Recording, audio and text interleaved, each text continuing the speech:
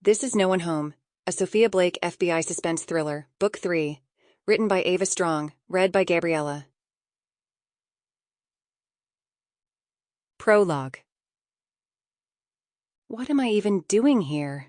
Titus wondered, listening to the eager chatter around him as the rest of the small crowd gathered in the theater waited for the performance to begin. And to think I could be golfing with my buddies right now, throwing back a few beers and enjoying the breeze off the Pacific. The small theater was a world of shadows and whispers.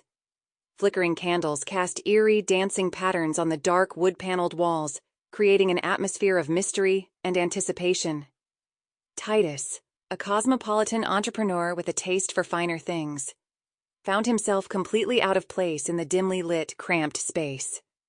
He glanced over at his girlfriend Eloise, a petite brunette whose excitement was palpable despite the darkness. Her eyes sparkled as she clutched his arm, her grip tightening with each passing moment.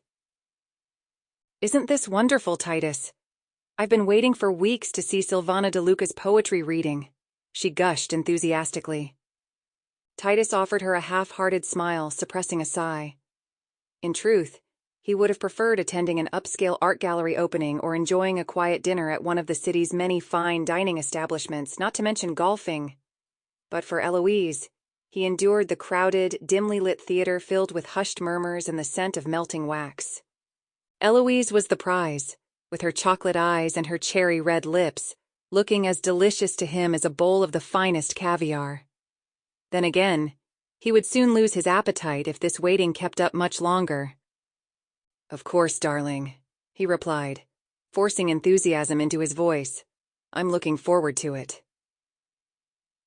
Eloise beamed up at him, clearly thrilled by his feigned interest. Titus couldn't help but admire her passion for the arts, even if he didn't always share it.